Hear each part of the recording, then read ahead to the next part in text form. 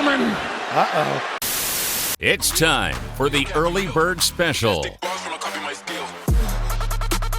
Bringing you the best stories from the world of sports and sports entertainment. Now, here are your hosts, Sparky and Burdick. Welcome back.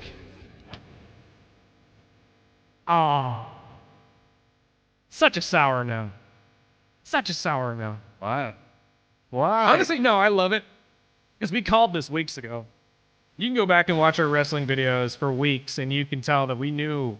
We knew. I didn't think it was going to happen. I didn't think it was going to happen at all. I thought they just threw it away because they had something for Beck. But honestly, after that botch of a match between her and Nikki, we'll get to that when KG gets in here. He is on his way. He is currently, from Sparky's look, it looked like he was at the door. I was like, is he here? Is he here? No. He is dealing with traffic. Our daily traffic reminder for you, the day. If you at all are in Bakersfield, California, do not drive on California Avenue. This is for your own benefit. This is not me being a grandpa saying, stay off my lawn. This is me saying they're digging up the street. And when I say digging up the street, I mean digging up the street. It's happening everywhere, too. It really is. They've chosen such a terrible time for this. I mean, I guess I kind of get it. Kids at school means less people on the street, so more time for them to do it. But at the same time, just if you at all are not looking to get into the middle of traffic, unfortunately, I asked our friend KG to come in today. I should have just told him to do it from his apartment because we have figured out the streaming situation. At least I hope. We'll know tomorrow when we have both of them guys on. But we will talk about Clash in Paris plus what we saw yesterday on Raw at 11 because it was during the day for those Monday Morning Raw. Did that throw anybody else off? I enjoyed it. I love it. Don't get me wrong. I love it on Friday too. But for some reason, while sitting there watching it, I'm just sitting there thinking, oh man, I got to do my notes after this and then start getting ready for bed. No. Wait, what? It's 2. Like, what's happening? It just threw me off a little bit. I don't know why. My internal clock was not processing that we had this overseas yesterday, and all of this is boiling over, obviously. But if you were able to watch Clash in Paris over the weekend on Sunday, before we get fantastic. KG here, I will say we did get one texter on Clash in Paris says, Sweet. Overall was all right, but the end sucked. Horrible way to end her relationship with Peacock, and AJ Lee is not coming in. I'm calling it right now. Here's my thing. One, I agree with you. It was a very lackluster PLE in multiple ways. I think some of those matches were awful, if I'm being honest with you. I shouldn't say awful. There were spots in these matches that were bad. And I don't know if it was the angle of the camera or whoever was directing that day, but there were multiple instances where they took angles they shouldn't have, and it really they were showed doing it misses. In pregame, too. Yeah, and I was like, I don't know who's running the cameras today, but you're not doing a very good job. But I for those of you who are on the same boat as us, that we're kind of upset that we are no longer getting these PLEs on Peacock. Apparently, NXT's PLEs are staying on Peacock. So if you're an NXT fan like you do have to keep Peacock. I don't even want to talk about streaming right now because today is the day I got to sign up for Sunday Ticket. Can we just go back to cable? Please? Can we all just realize this is cable now? Please? Like, at this point, my PlayStation is a cable box. Yep. Like, what? It's just all on demand. That's all it is. But again, I agree with you. It was kind of a lackluster way to finish it. I can't wait to hear what KG I enjoyed has to say. There were matches where they were great. Don't get me wrong. The 4-way, fantastic. I thought that was great. John and Logan Paul, cooked. That was fantastic. The tag match, awesome. And me and Sparky were texting throughout the entire tag match, and we both have the same thought process on the Street Profits, which I can't wait to get into. But there were certain spots in this that I was just like, wow, this didn't land like I was hoping to. Well, the Becky match was... That's the biggest one to me. That one is... Becky and Nikki was... I'm not a big Nikki fan in general. And I saw, stupid me, I went on social media, and everyone was bashing Becky. As if Becky's the one that makes that match bad. Becky's been driving these matches. That's what I keep saying. I'm like, dude, I don't get it. But again, that's the wrestling fandom. Everybody loves to have their own opinions, and as well you should. That's what wrestling's all about, is having your own opinions. But I don't think really Becky was the reason for that match being bad. I really don't. There were a lot of spots, including Nikki trying to jump out for a kick and completely whiffing. That weird little spot they did where she took Becky's head and back and forth, bash the back of it on the back of the pot. And they're like, "Oh, Becky wasn't selling." I'm like, no, that was just a really dumb move. Horrible moves. Like she's doing it far too quick. You're not doing it with any intention. She was trying to play drums with Becky's head. Exactly. It's like it looked like you were trying to bounce a basketball with an inch gap in between the ball and the floor. Like it didn't sell correct. Like it's not that she didn't sell correctly. It's that the move itself didn't land. Like it really didn't. But again, the entire PLE the was opening fantastic. match was great. I thought that was good. I enjoyed it. I need to actually get my notes part of it out because that was the original. What is it? Yeah, the tribal chief against the tribal thief. Yes, Roman and Bronson. That's right. That's what started it all. So Roman taking out Bronson was nice to see because we got to see the buildup of Roman again and that he's not fully just there to eat pins for people anymore. But the beatdown of him afterwards, including the guillotine to Paul Heyman that he did, was kind of brutal as well. It's all setting up this entire thing that I'm going to lean on, I swear. And again, this was a great way for them to set up that, Seth's on his own and he has nobody to back him up, as me and Sparky were texting while watching this. But it's continuing to build Braun Breaker, in my opinion, as this just unstoppable force. And I'm going to stop calling his thing a spear. It's no longer a spear. That is a torpedo.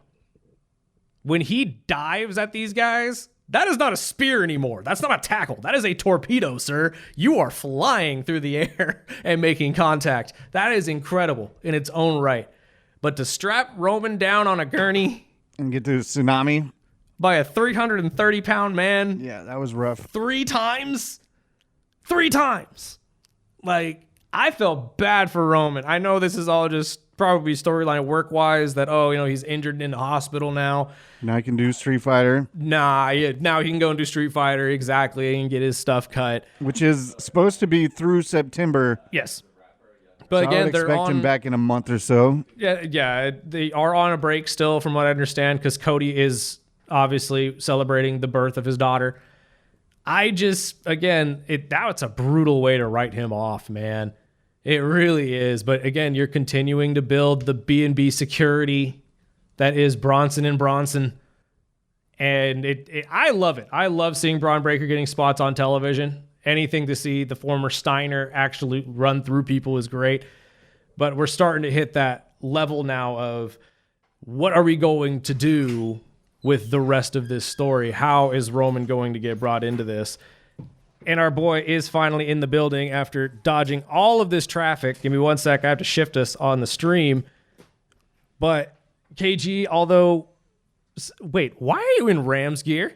I'm just now realizing this. A 49er is in Rams gear. Yeah, I look good. I look good in this trash. It's an Eric Dickerson throwback, so let's just get it right first. You lose a bet, and it's still a Rams jersey. Get that right. Yeah. You lost a bet. Yeah, I sure did. I didn't wear the hat because, bang, bang, Niner gang, but let's just get it. That's why I'm sitting here what is happening? Hold on. He's in shock right now. I got to fix the camera. Yeah. 24KG has joined us. We just started our thoughts on this entire Clash in Paris. We had a text message come in that said that they felt that the entire PLE was kind of meh, just a little mid. How did you feel coming out of this? I'll tell you like this, man. There were certain parts of the PLE where I would rather watch Floyd Mayweather read Shakespeare in the Park out loud. Oh, wow. Yeah. All right. And when I say it was like wet trash, that's a compliment.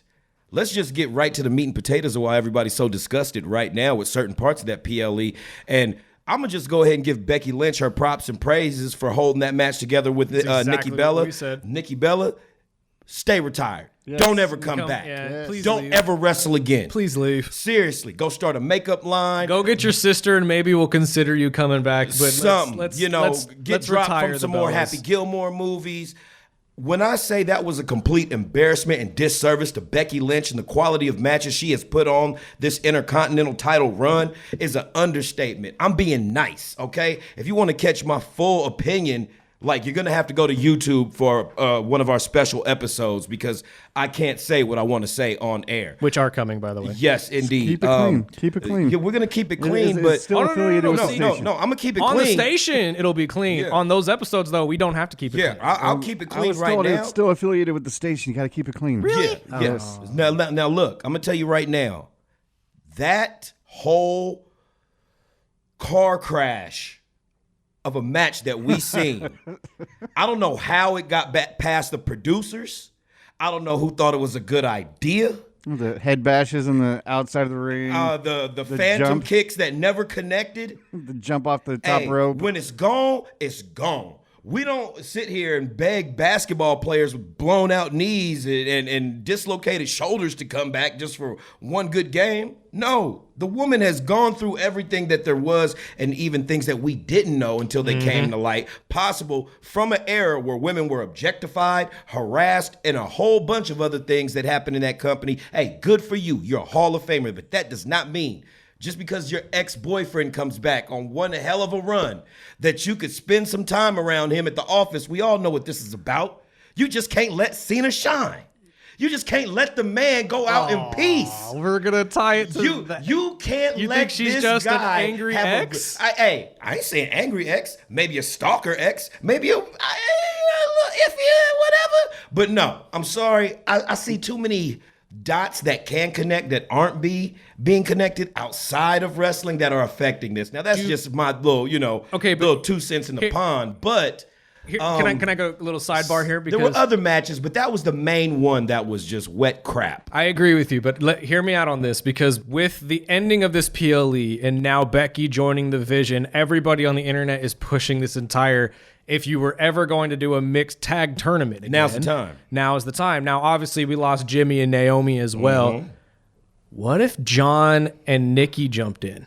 No, hell no. Don't even. Man, I'm wearing a Rams jersey today. It's enough blasphemy going on in the building, bro. I'm just saying. Come on, man. You're saying you're talking about her as an angry ex or a vindictive ex because her husband's boyfriend coming back for a retirement tour. I call it professionally envious of John's career and the impact and love that he gets. Not? He's the GOAT. That's like saying the basketball players aren't envious of Michael Jordan. No one else is. It's just her.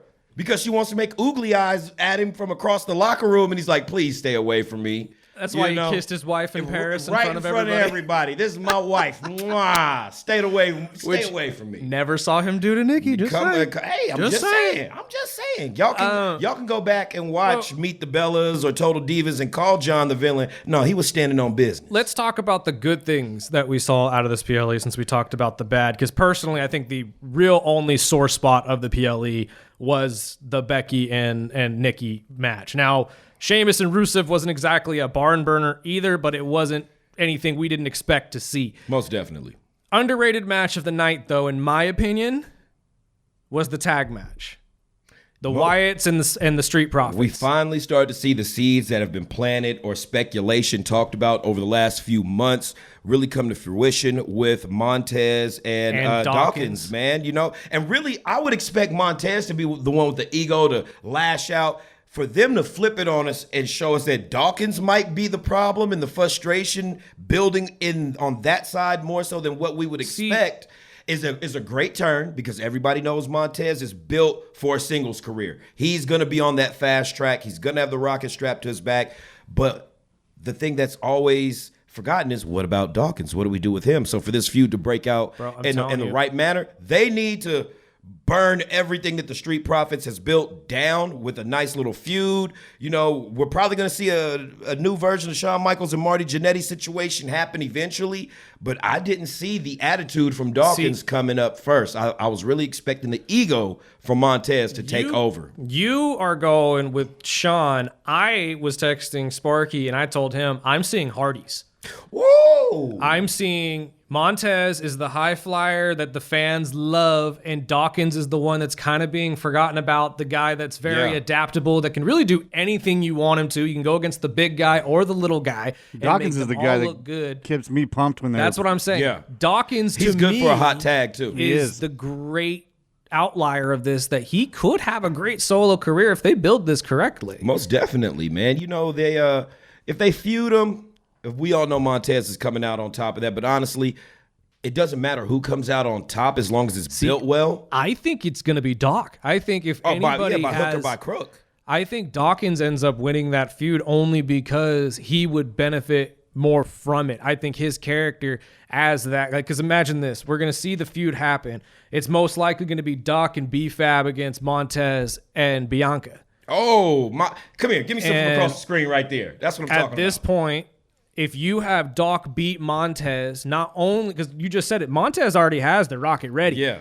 they're ready You for it. now strap a rocket to Doc's back too, and both of them get shot up rather than just one. And then you have a career budding feud that as long as they continue to elevate, They on will their separate always shows have and each other. interact, yeah, It's exactly like the Hardys. And then Every you single can- time in the back of your mind. Because remember, who was the Hardy that turned on the Brotherhood? Yeah. It wasn't Jeff. Yeah. It was Matt. Yeah. Matt is the one that turned into the attitude, the one that said, I can't take this anymore. Yeah. I can't take being your backseat. You Yeah. know, I have my talent too. And then he went to ECW That's and won the also a good championship. perspective to have on it, because by separating them on different brands over time, you can have them clash, interact, and also tease a reunion. Absolutely. You At know, some that's point. that's where the money is. But see, I think we're going to get this with the Wyatts going forward as the tag champions. I think we're going to get this with all of these tag teams that we've seen, including DIY, who's just going to be about to say that. next. Mello Don't Miss, for sure, is going to get broken up because of the Wyatts. And I'm going to assume this is all going to end with most likely the Motor City Machine Guns getting tested as well as the longest running team. yeah. So all of these teams are going to get tested, and I think we're going to see a string of tag team breakups here coming up. Does anybody know what happened to Pretty Deadly? Because they're pretty quiet. They're on the next list, I think, of guys that are going to get cut, unfortunately. I think Ludwig Kaiser is on that list too, unless this El Grande thing really starts heating up. Well, they got 3 of them. And that's my problem, is Yeah. it's a running gag, but all 3 of those men that are donning the mask right now, Replaceable. exactly, including Pete Dunne and Tyler Bates. Yeah. So at this point with the WWE and having to pay all these big names that they have, all these smaller guys or mid-tier guys are going to start. Unless they're seeing- willing to readjust their contract situation, a lot of guys are going to get let go. Pete Dunne right now is a producer for AAA and also Evolved, so I could see him sticking around in that capacity. But there are a lot of guys that are transitioning over to the backstage producer or storyboard writer role that, you know, if you're wondering where they at, that's probably where they are, unless they're still hanging out and catering with Apollo Crews. And that's what I'm saying. And at this point, you really can't justify keeping them on the roster when you need to bring in all these new talents. Not when they have main roster contracts and you've got guys burning down the house in NXT for developmental deal money. Absolutely. Next match that we have to talk about, John Cena and Logan Paul, Banger. was an absolute banger. And I think it really showed that not only one, Logan takes his wrestling very seriously as a student of the game and knows how to do all of these moves that you're claiming he can't do. Yeah. But it's also, I think, a testament from John Cena to Logan Paul's character that you don't need to do that. You know what I mean? Like, you really need to just harness the fans. I would definitely agree with you. And one thing that I did notice from just my personal observation over the years of watching John Cena do his thing, you know, people will complain that John calls his matches a little too loudly. But I think this worked out in a way, because John is a ring general. You're not going to go over everything backstage with John. You're going to hit the important parts. Right. But seeing as how Logan Paul always has this stigma of how his matches are so planned and so precise and he has to hit his spots, I think this showed everybody and gave Logan Paul some respect that he can do a match on the fly with one of the greats. An improvised match, calling the moves on the spot, no serious injuries, no serious botches. Everything went as aggressively and as fast and as well-paced for a match between those two competitors that you could absolutely hope for your product. You've got John Cena, the GOAT, the legend, greatest of all time with this upstart who's been proving himself, who still considers himself an outsider via fan perspective, that really got in there and showed that he can go all the way with somebody like John Cena and pull out a decent match that honestly had me stuck to the screen. And there were certain parts where I was like, this is going to be slow or whatnot. But no. There was never a point where that kind of died down. It never dipped, and the crowd helped a lot. Logan dipped into the entire bag of tricks. You saw him do a suplex where it was the delayed suplex for at least 5 to 10 seconds. Did you see Cena pulling out old matches or old moves from other wrestlers, which he said in the post game he's going to continue to do. Which also kind of sucks because that means we're not going to get AJ Styles against John Cena. No, did you guys see the move set that was also mentioned by Michael Cole of the Cesaro-esque moves? Yep. I think that's a great, just feather in the cap for Logan Paul. He has the build, the strength, and all those things that Cesaro really utilized quite easily. They need to be careful about that, though, because he's already gotten a lot of heat from other wrestlers, namely Hangman Adam Page. About that buckshot lariat? Yeah, I'm going to keep it real. I think Logan Paul's a better wrestler than Hangman Adam Page. Nah. Hangman's doing some dang good stuff in AEW right now. Hey, you can staple bags of Cheetos to people's faces all you want, swallow thumbtacks and poop out nails all day. That still don't make you a better wrestler. Adam Page is a great wrestler, but I'm going to keep it real. Logan Paul, man, he doing his thizzle, bro. He's entertaining the fans, whether you love him or hate him. Super athletic, younger than Adam Page, and he got more money, man. And boy's balling right now. He's a killer heel. Yeah, he really is. He's one of the best bad guys I've seen in the last. Well, he's 5 a natural years. heel. I mean, you hate him. And I hate to compare him to this, but it's like if you've been watching LFG, this entire BJ Ray guy. It's the exact same thing. You love to hate this guy just because of his personality. I'll go one better for you. He has heat levels of, I'd have to say, young Mr. Perfect when he was pissing people off in the 90s. I was thinking he reminded me more of when Triple H first came out. The Hunter Hearst Helmsley. He reminds you of the arrogant confidence of those guys from the 90s and early 2000s. And Kurt Hennig was perfect at that. Man, super good, man. So it's good to see that and the people working with Logan and as he's developing. And you can tell he's got respect in the locker room. I do want, before we go into the other stuff, I do want to mention, what do you think they're doing with showing Uncle Howdy in different personalities? Situations. I think he picked up more of the Karrion Kross antagonistic, fire starter role of breaking people up or making them question themselves. And I think it works great for him, honestly. Well, how he came out and did the Bo Dallas before. Do you kind of think that that's why they decided to not have such a serious take on bringing Karrion back? Well, also because they kind of had Bo Dallas already in the weight saying we can kind of do the same thing with Bo. And those things kind of been clashing and overlapping when you look Right. at it throughout the year. Right. I can totally understand that. And if this Karrion thing isn't a work, then of course they had to make the logical decision business-wise and slide the Wyatts into that, mental, freaky, antagonistic role, which works out perfectly for him. So real talk, I think this is going to lead to an extended run, or if not an extended one, an entertaining run with those tag titles. Maybe we'll see a little bit more gold get brought into the Wyatt sick camp. But it looks like we're finally going to get Nikki in a match sometime soon. It's about time. Finally. It's about time, and she's too good of a wrestler not to put in a ring. I don't understand why. I mean, maybe it's hurt. Maybe she's just not wanting I was wondering to if get it was like an injury or well, something. I think she's been going back to school for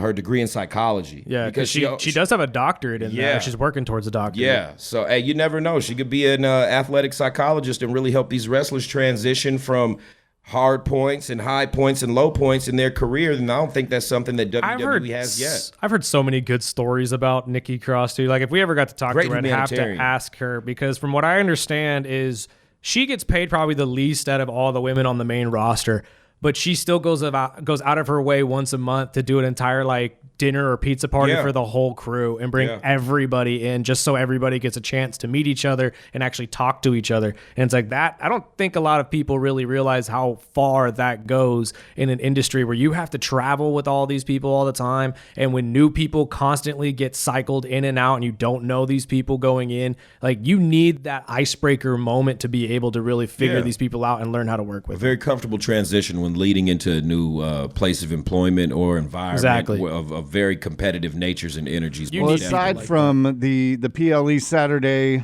what'd you think about Monday Morning Raw?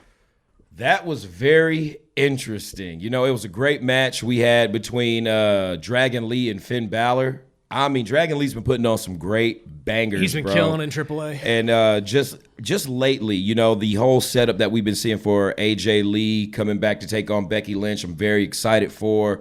Do you think we're We had going a to get listener our saying first that War Games? she's not coming back. she said she's not? No, we had a listener text in and said he swears up and down that she's not coming back. Does It he know her sets up personally? perfectly. Probably. Does he hang out with I the don't know. CM I Punk didn't, must live in I didn't text Chicago. him in. He must live in Chicago and live down the street from him and I'm talk just to him saying, all the time. then, Look, I man, guess. we're going to find out Friday because they're in Chicago. Yes.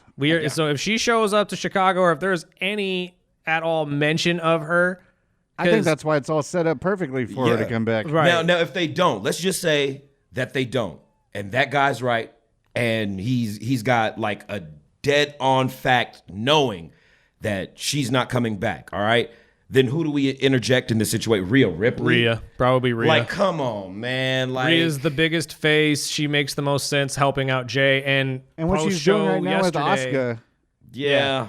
Well, at post show yesterday, she was seen coming out and celebrating with Jimmy, Jay, and LA Knight. okay, I didn't So see that. yeah, there's videos of all of them Yeah. eating together in France. You So know, now and that's the other thing too that I gotta talk Pause. about because look, bro, I'm not the one who said it yesterday. Bronson Reed is, and Yeah. I'm not gonna bring it up. hey, that was That didn't even hilarious. land. That made no sense. I was like, what? Like that, if it was Jimmy, that line would have worked. Yeah. That's not the point I'm going to get to, though. We saw it build up in the pre-show of Clash in Paris. Mm-hmm. There is a feud coming between LA Knight and Jimmy Uso. Yeah. 110%. Oh, I you think mean, we're going to Jay. get, I'm sorry, yeah, Jay Uso.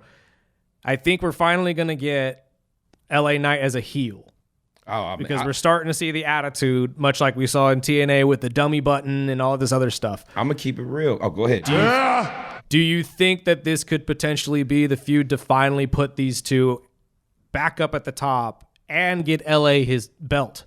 Well, between Yeet and there's gonna be some kind of clash. Well, he mentioned it during his Yeah. interview in the pre-show. That's Yeah. what I texted Sparky. Either way, I think it's going to benefit LA Knight, especially because they're giving him more, just wrestle time on television. One thing that, I've seen some rumors about people suspecting that him joining the Vision, which made absolutely no sense to me. But one thing that did surprise me that I knew I should have seen coming, we all should have seen it coming, was Becky joining and helping out Oh, her we husband. talked about that weeks Yeah, ago. just little If there was a sprinkles. Look, female that was going to come in, we knew it would have been her, Becky. but for some reason it slipped everybody's whole visual radar of thinking that was a possibility. We were rooting for Tony D'Angelo. He was also in swear, France, I they're- need that to happen. Yeah, they're cooking something up with him, most definitely. And I would have to really just circle back to these PLEs that we're starting to get now. That was the last PLE on Peacock. For WWE, Yes. NXT PLEs will be staying. Okay, so we've got WrestlePalooza coming up, which is one hell of a card that they are cooking up right now with rumors of Brock Lesnar, John Cena. Who else we got? We got this. We got the Stephanie and EO match, which was announced last night. Yeah, we possibly. I'm not going to lie. I know I said this last week that normally they don't give it to the young gun the first time around, but this match for some reason makes me believe they might. Possibly, man. And the card that they're cooking up is, they're saying, going to be more. We're used to these 5-match PLEs. They're talking about 8 matches just so they can counter program AEW's pay-per-view that's going on the same day. So either way, hey, it works out all the way for us wrestling fans because you can never have too much wrestling on a weekend. Before we let you go, because we are out of time, do you think this could potentially be the first ever War Games match where we get mixed match. We get Becky and AJ in on this as well. No, but I do think that we might get a women's War Games match. In which they have their own teams. Yeah, something like that. An all Vision female team. The Vision's Who's Alliance. going to be on Becky's 5?